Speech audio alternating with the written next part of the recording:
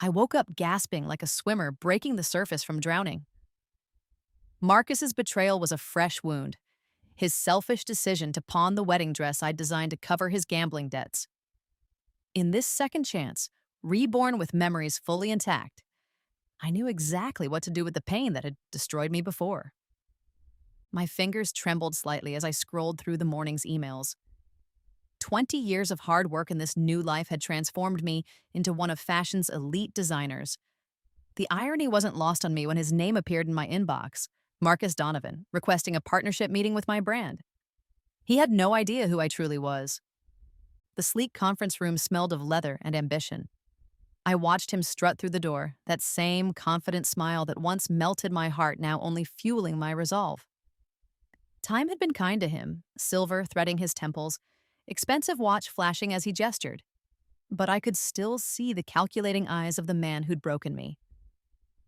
"Evelyn Chen, I've followed your work for years," he gushed, completely oblivious that we'd once planned a life together. "Your aesthetic sensibility pairs perfectly with my business acumen." I smiled warmly, maintaining perfect composure, as our hands touched in greeting. The texture of his palm was smoother now, no longer the hands that had once caressed my face with false promises. "Your reputation precedes you, Mr. Donovan," I replied, savoring the confusion that flickered across his face at my controlled familiarity. My assistant brought espresso in delicate cups that clinked softly against saucers. Marcus launched into a presentation about his connections and market vision, occasionally dropping names of celebrities I'd dressed just last season. I nodded attentively while my mind raced with possibilities. "What fascinates me," I interrupted his monologue, "is how you've managed to survive in fashion without a design background." My words hung in the air like perfume, innocent yet potent. He faltered momentarily before recovering with practiced charm. "I recognize talent when I see it, like yours, Evelyn." I picked up a pen and deliberately signed the preliminary partnership agreement while he watched, hungrily calculating his potential profits. Little did he know, I'd been planning this moment since the day I woke up in this second life. The contract gave me everything I needed: proximity, access, and legal standing. "To new beginnings," I toasted, raising my espresso cup. Marcus grinned broadly, completely unaware that his countdown clock had just started ticking. In exactly 3 weeks, the Fashion Excellence Awards would put us both on stage, and only one of us would walk away intact. "I can't wait to show you my vision for your fall collection," he announced, already claiming ownership over my work. I simply nodded, remembering the weight of my pawned wedding dress in my arms as I'd discovered his betrayal all those years ago. This time would be different. This time, I held all the tickets. Marcus stood at the presentation podium, his voice booming with confidence, as he gestured toward my sketches displayed on the screen behind him. As I envisioned this collection, I wanted to capture both vulnerability and strength, he declared to the room full of investors and fashion journalists. My jaw clenched as he stole the very words I'd used when explaining my concept to him just yesterday. I felt heat rising up my neck as he continued claiming my inspiration as his own. The sharp scent of his expensive cologne seemed to intensify with each lie, making my nostrils flare in silent rage. This was the second betrayal, though surely not the last. "The asymmetrical closure technique is something I've been developing for years," Marcus announced, pointing to my signature design element. The investors nodded appreciatively, completely unaware of the theft happening before their eyes. When the presentation ended, I approached him with a champagne flute in hand. "That was quite impressive," I said, forcing admiration into my voice. "You articulated the vision so personally." "Natural talent," he winked, loosening his tie. "The investors loved it." I excused myself to check on refreshments, my heart pounding with controlled fury. As I rounded the corner into the hallway, I noticed my assistant Zara cornered by Marcus, his hand resting casually against the wall beside her head. Perfect timing. "The design concept just came to me one night," I overheard him boasting to her. "Evelyn's great with execution, but the creative vision, that's all me, sweetheart." Silently, I pressed record on my phone, capturing every word as he continued. "Between us, I've got plans to take this brand to places she never could on her own. She needs my vision. Zara's eyes flicked to me standing in the shadows. She played along beautifully. That asymmetrical closure technique is genius. Was that really your idea too? Of course, he chuckled. Been working on that concept since before I met Evelyn. She's basically implementing my vision. I slipped away before he could spot me, clutching my phone like a lifeline. 3 hours later, while Marcus was still celebrating with investors, I quietly visited my lawyer downtown. The steady tapping of her keyboard provided a soothing rhythm as she processed the design patent applications under my name alone. These will be registered by morning, she assured me, sliding the documents into a folder. The voice recording provides evidence of your original authorship. I thanked her with a small smile, the first genuine one I'd had all day. This quiet counterattack wouldn't register on Marcus's radar, not yet, but it secured my position for what was coming. A week later, I discovered the third level of his deception. While reviewing company finances, I noticed discrepancies in our vendor payment system. Several large payments had been authorized to companies I didn't recognize. I traced the money trail to 5 shell companies, all registered to the same address, a small office building owned by Marcus's brother. The methodical theft made my blood freeze in my veins. He'd been siphoning company funds through fake vendor accounts since the day our partnership began. The revelation should have devastated me. Instead, I felt strangely calm as I documented every transaction. This wasn't just about my personal vendetta anymore. He was threatening the livelihoods of everyone who worked for me. The morning headline on my phone's news feed caught my eye. Fashion Excellence Awards, just 2 weeks away. The countdown was accelerating. I needed to let Marcus think he was winning while I gathered the final pieces of evidence. My phone buzzed with a text from him. Need to discuss exciting opportunity tomorrow, potential game changer. I replied with calculated enthusiasm, knowing exactly what opportunity he was planning. The fashion world was small, and my contacts had already warned me about his meetings with our biggest competitor. The trap was set. Now I just needed him to walk into it, completely unaware that every betrayal was simply tightening the noose he'd fashioned for himself. I arrived at the office early, the metallic taste of anticipation on my tongue. Today was the day Marcus would attempt his third betrayal, selling my signature collection to our competitor, Lexington House, without my knowledge or consent. My sources had confirmed the meeting was set for 2:00 p.m. You look particularly fierce today, Zara commented, handing me my morning espresso. The familiar bitter aroma steadied my nerves as I reviewed the final pieces of my counterplan. Big day, I replied simply, smoothing down my crimson power suit. I'd chosen it deliberately, the same shade as the wedding dress Marcus had pawned in my previous life.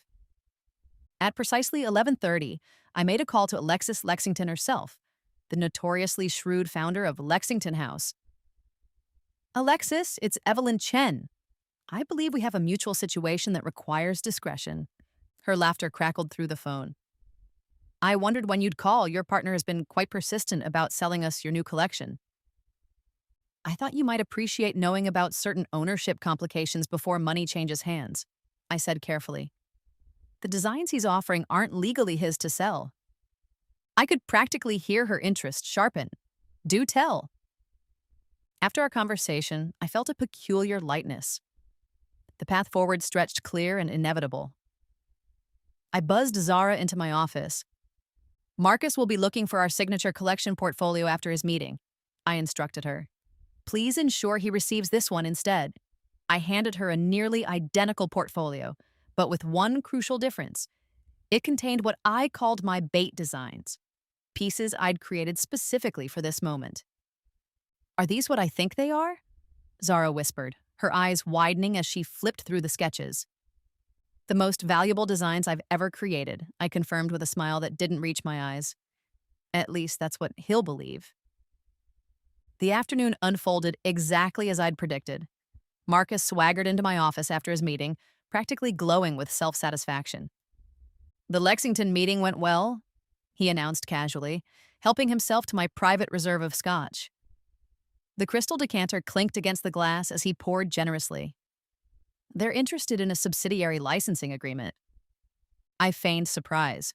Really? That's unexpected. They specifically asked about your new collection. He continued, watching my reaction carefully. I think we should consider it. The numbers would be significant. I hesitated just long enough to make him nervous. I'm not sure, Marcus. Those designs are very personal to me. Trust me, he urged, leaning forward. This could double our valuation before the awards ceremony. I sighed, letting my shoulders slump slightly in defeat. I'll need to think about it.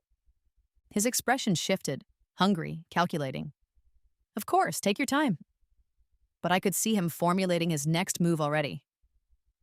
That evening, as predicted, the security cameras captured him entering the design vault after hours. I watched the footage live from my apartment, satisfaction warming my chest as he took my bait portfolio and left quietly with what he thought was my most valuable work. The following morning, my contact at Enduring Treasures, the city's most prestigious pawn shop, confirmed what I already knew would happen. Marcus had pawned the showcase piece from the collection, a hand-beaded gown that had taken my team 3 months to create. The pawn would finance his unauthorized deal with Lexington. What Marcus didn't know was that I owned Enduring Treasures. I had purchased the entire chain of pawn shops shortly after my rebirth, driven by the memory of finding my wedding dress hanging there, tagged and priced like common merchandise. I trembled with anticipation as all the pieces of my plan locked into place. The Fashion Excellence Awards were just 5 days away. Marcus thought he was moments away from his greatest triumph, completely unaware that I'd been orchestrating his downfall across 2 lifetimes. Is everything ready for the final phase? I asked Zara as she entered my office with the morning's reports. She nodded, eyes bright with nervous excitement. The technical team has confirmed the video system at the venue is fully under our control, and the dress? Yes. It's finished. It's the most beautiful thing I've ever seen. I smiled, thinking of the gown waiting in my private atelier, constructed from elements of my original wedding dress, which I'd recovered from every pawn shop where Marcus had scattered it. A phoenix dress, rising from the ashes of betrayal. Then we're ready, I said softly. Send the invitation to Marcus. Tell him I've reconsidered his offer and would like to make the announcement together at the awards. The countdown to his reckoning had begun, and not even his most desperate maneuvers could stop what was coming. I waited until everyone had left the office before inviting Zara into my private conference room. The space was a sanctuary of sorts, minimalist with just one dramatic chandelier casting fractured light across the walls. The time had come to share the full truth. There's something you need to understand about Marcus, I said, pressing my palm against the hidden scanner beside my bookcase. The wall silently slid open, revealing a room Zara had never seen. Her mouth fell open as she stepped inside. What is all this? Floor-to-ceiling digital displays covered every wall, each showing different aspects of Marcus's life and business dealings. Financial records, property holdings, social connections, and most damning of all, a timeline stretching back 20 years documenting every betrayal across both my lifetimes. I've been tracking him since my rebirth, I explained, watching her face as she tried to process what she was seeing. These aren't just his current betrayals. These are patterns that stretch back to before I died the first time. Zara's fingers reached toward a wedding photo, me in my original design, beaming beside Marcus. Rebirth? You mean... In my previous life, I was simply Evie Lynn, a talented but unknown designer who fell in love with the wrong man. My voice remained steady as I pulled up the police report from my first life. After discovering he'd pawned my wedding dress to cover gambling debts, I confronted him. The argument turned physical. I fell down a flight of stairs. He left me there. Oh my God, Zara whispered, her hand covering her mouth. When I woke up in this second life, with all my memories intact, I made a promise to myself. I moved to another screen showing property deeds. I built this brand from nothing, but my efforts didn't stop there. With a swipe of my hand, I revealed my true financial empire, ownership of 3 major fabric suppliers, controlling interest in the largest fashion publishing house, and most importantly, the entire chain of Enduring Treasures pawn shops. The very same chain where he pawned my wedding dress, I explained, the familiar scent of revenge, like burning steel, filling my nostrils. I've spent 20 years positioning myself for this moment, Zara. Not just for personal vendetta, but because men like Marcus destroy countless talented people in their path. Zara staggered back slightly, overwhelmed by the revelation. The pawn shops, the suppliers, you own everything he depends on? And more. I unlocked a climate-controlled display case in the center of the room. Inside hung fragments of my original wedding dress, preserved despite their damage. I've collected every piece he scattered across the city, paying whatever it took to recover them. Zara's eyes widened as understanding dawned. The gown for the award ceremony is made from these fragments, yes. I closed the case gently. The final piece of a puzzle 20 years in the making. But the Fashion Excellence Awards are tomorrow night, Zara said, her voice tinged with nervous excitement. He expects to receive recognition for your collection. And he will walk onto that stage believing it's his moment of triumph. I pulled up the seating chart for the ceremony, zooming in on the special reserved section. Every major fashion house, every influential critic, every industry power player will be there to witness what happens next.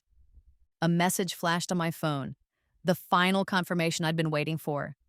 The betrayals had come full circle. Marcus had just finalized his deal with Lexington House, using my pawned design as collateral. He has no idea who he's really dealing with, does he? Zara asked quietly. No, I replied, turning off the displays one by one. But by this time tomorrow, he'll never forget. As we left the secret room, Zara paused at the doorway. How can you be so calm? I considered her question carefully, remembering the broken woman I'd once been. Because in my first life, I let passion rule me and it destroyed me. In this life, patience has been my power. The wall sealed shut behind us, hiding all evidence of my true purpose. In less than 24 hours, the facade I'd maintained for 2 decades would fall away. Marcus would finally see me. Not as Evelyn Chen, successful designer willing to compromise for partnership, but as the woman he'd betrayed and left for dead, reborn, and returned to collect her due. And not even his silver tongue could talk his way out of what was coming.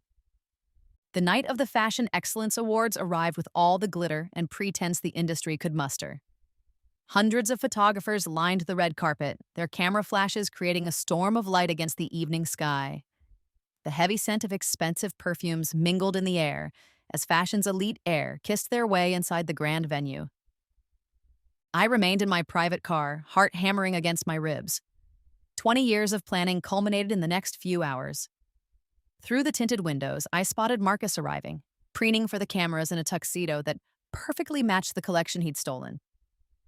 My collection. Are you ready? Zara asked, squeezing my hand. I nodded, unable to speak. My gown, the masterpiece constructed from fragments of my pawned wedding dress, cascaded around me in a waterfall of reconstructed lace and hand-sewn crystals. Each piece had been recovered, restored, and reborn into something more powerful than its original form. Just like me. All systems are in place, Zara confirmed, checking her tablet one last time. The video will play automatically when triggered. Security has been briefed about the potential disruption. The car door opened. I stepped out and the crowd fell momentarily silent before erupting into excited whispers. My entrance hadn't been announced. I deliberately arrived an hour later than scheduled. The dramatic effect was precisely what I'd planned. Evelyn Chen in an unexpected appearance, a fashion commentator gushed into her microphone, wearing what appears to be an entirely new design concept. Cameras swiveled toward me as I walked the red carpet alone, the reconstructed dress catching light in ways that seemed almost supernatural. I felt oddly detached, as if watching myself from above. The calm before a storm 20 years in the making. Inside the venue, I caught Marcus's startled expression as I took my seat in the front row. He hurried over, his false smile barely concealing his confusion. You're late, he hissed, bending down as if to kiss my cheek for the cameras. And what are you wearing? That's not from any of our collections. It's vintage, I replied coolly. One of a kind. Before he could respond, the ceremony began. I watched with practiced indifference as award after award was presented. The minutes crawled by until finally, they announced the category we'd been nominated for, Designer of the Year. And the winner is Marcus Donovan for the Evelyn Chen Rebirth collection. The audience applauded as Marcus strode confidently to the stage, his chest puffed with unearned pride. I clenched my hands in my lap, feeling the familiar texture of the original wedding dress fabric now incorporated into my gown's sleeves. Thank you, Marcus began, taking the crystal trophy with exaggerated humility. This collection represents my vision of transformation and second chances. The irony of his words made me almost laugh out loud. On cue, Zara pressed a button on her phone. The asymmetrical closure technique that defines this collection came to me in a moment of inspiration, Marcus continued, unaware that the massive screens behind him had silently come to life. A collective gasp rippled through the audience.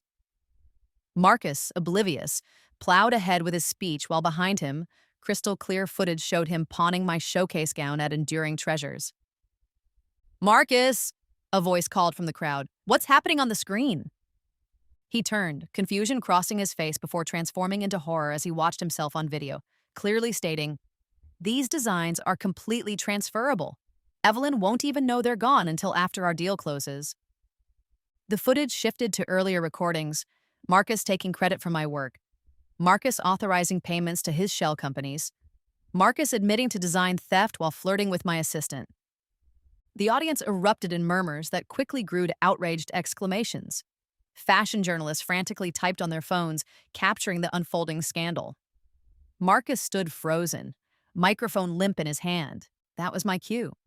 I rose from my seat and walked deliberately toward the stage, the reconstructed wedding dress flowing behind me like liquid memory. Each step I took felt like reclamation of my talent, my dignity, my power. "Evelyn, I can explain," Marcus stammered as I approached, his voice now amplified by the microphone he still held. I didn't respond. Instead, I calmly reached into a hidden pocket of my gown and withdrew the original pawn ticket from my first life, the receipt for my wedding dress that had started everything.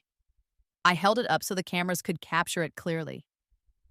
"Ladies and gentlemen," I finally spoke, my voice steady despite the emotions churning within me. "What you're witnessing isn't just theft of designs.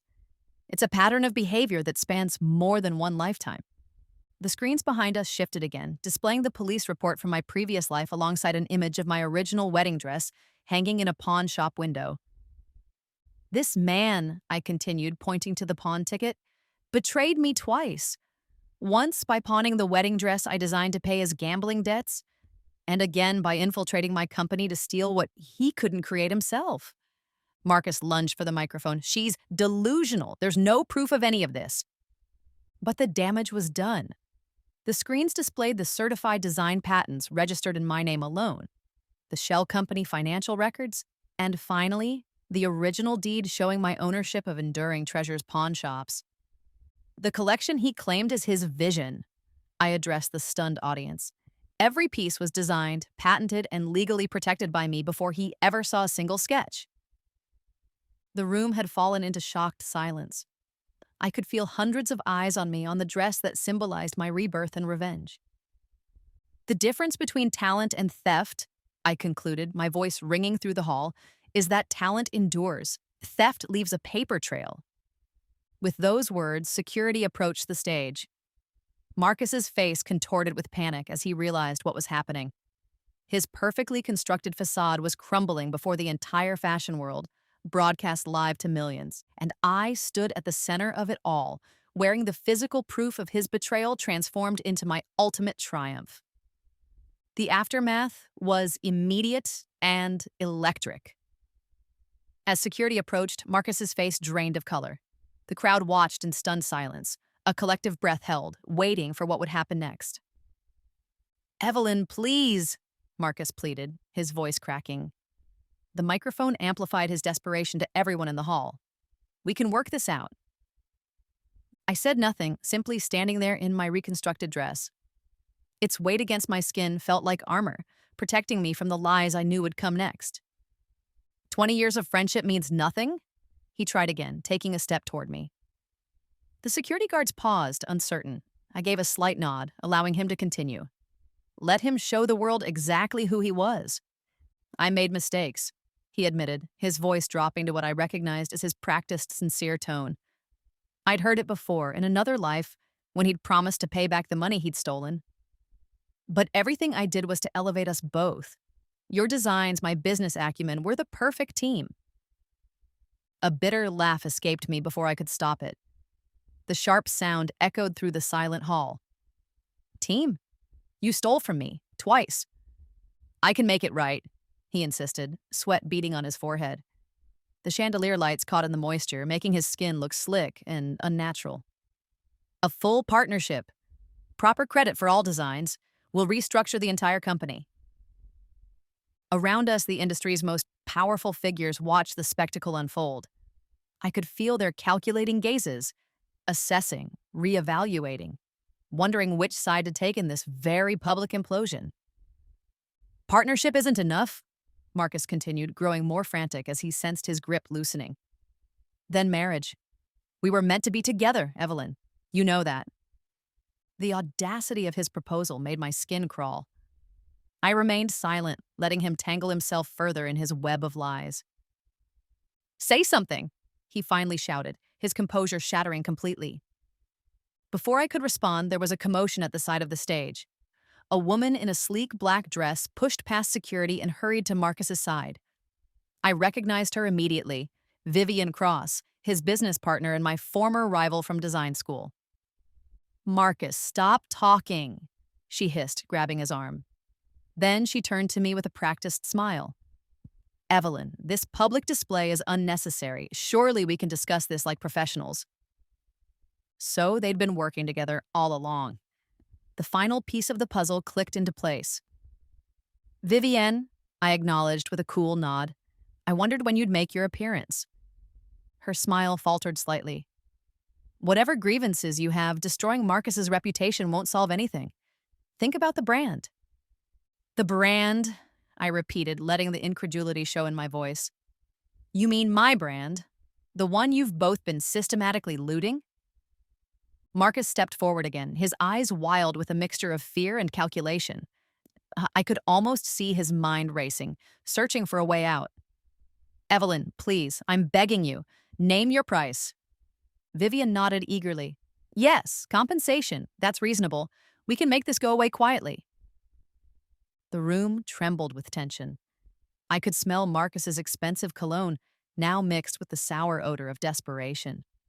It was the same scent I remembered from that final confrontation in my previous life, right before the fall that ended everything.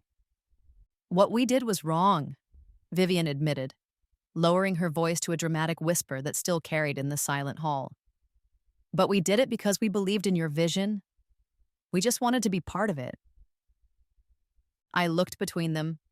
Marcus, once the love of my life, and Vivian, once my closest competition. Now they stood united in their desperation, reaching for any lifeline that might save them from drowning in the consequences of their actions. We'll sign whatever you want, Marcus promised, stepping closer. Just give us a chance. I reached into my dress pocket again and pulled out 2 more pawn tickets. The audience murmured in confusion as I held them up. Your careers, I explained softly. That's what these represent. The worth of everything you've built on lies and theft, quantified and reduced to a transaction. Their faces paled in perfect unison. You can't do this, Vivian whispered, finally understanding the extent of my power. My reputation is precisely what you pawned when you chose to align with him, I finished for her. With deliberate slowness, I extended my hand, offering them the tickets to their professional lives. Marcus reached for them automatically, his fingers trembling. We can fix this. Together, please. The word together hung in the air between us. In another life, it had meant everything to me. Now it was empty, as worthless as the promises he'd made before. I looked directly into his eyes, seeing the same man who had left me broken and alone. Then I looked at Vivian, who had chosen ambition over ethics at every turn. The industry held its collective breath, waiting for my response. I opened my mouth, and the entire hall leaned forward to catch my words. No, I said simply, dropping the pawn tickets at their feet. The single syllable seemed to echo through the venue, definitive and absolute. I turned away from them both as security moved in again, this time with purpose. "You'll regret this," Marcus called after me, his composure finally shattering completely. "You're nothing without me. I made you." I didn't turn back, didn't acknowledge his desperate claims. The packed audience parted before me as I walked down the center aisle, head high, the reconstructed wedding dress flowing behind me like a river of reclaimed dreams. Behind me, I could hear security escorting them out, their protests fading as the doors closed on their careers. The damage was irreversible, live streamed to millions, witnessed by everyone who mattered in our industry. As I reached the exit, a young designer I'd mentored touched my arm gently. "Are you okay?" she whispered. I smiled for the first time that evening, a genuine smile that felt like releasing a breath I'd been holding across 2 lifetimes. "Yes," I replied, "finally." 1 year later, I stood in the bright atrium of what had once been my company headquarters. The space had been completely transformed. Drafting tables instead of executive desks, student work pinned to walls once covered in profit charts. The familiar scent of pencil shavings and fabric samples filled the air, bringing me back to my earliest design days. "Ms. Chen, the first class is ready for you," said a young assistant, her eyes bright with admiration. I smiled and followed her through the building that now housed the Evelyn Chen Institute for Fashion Innovation, my school for underprivileged designers with talent but no connections. The very people who would have been crushed by men like Marcus in the old system. My steps were lighter these days. The heaviness of carrying my revenge had lifted, leaving room for something I hadn't expected. Peace. The classroom erupted in applause as I entered. 20 students from diverse backgrounds, all awarded full scholarships based solely on their portfolios. No names, no connections, no advantages beyond raw creativity. "Good morning," I greeted them, taking my place at the front of the room. I wore a casual version of my signature piece, the wedding dress transformed yet again, this time into a practical teaching ensemble. The students' eyes widened as they recognized the famous garment from all the magazine covers and news stories. "Today we begin with the most important lesson in fashion," I continued, "the difference between inspiration and theft, between building something new and taking from others." As I spoke, I moved among them, studying their sketches, offering guidance with a gentle touch. Each interaction healed something within me, replacing old wounds with new purpose. During the lunch break, Zara appeared at my office door, tablet in hand as always. "Have you seen the business section today?" She handed me her tablet, open to an article with the headline, "Fashion fraudsters indicted, Marcus Donovan and Vivian Cross face federal charges in landmark industry case." I skimmed the details without emotion. The criminal investigation had uncovered far more than even I had known: tax evasion, wire fraud, counterfeiting. Marcus's empire of deceit had extended well beyond what he'd done to me. "There's more," Zara said, swiping to another headline. "Chen brand valuation triples following restructuring. Ethical fashion leader sets new industry standards." I handed the tablet back with a small smile. "File it with the others." After my students left for the day, I walked alone through the quiet building. The afternoon sun slanted through the windows, casting long shadows across the polished floors. I paused at my office door, taking in the simple space I'd created for myself. Gone were the elaborate trappings of my revenge-focused years. Instead, books lined the walls, sketches from promising students covered a large corkboard, and a small framed object hung beside my design awards.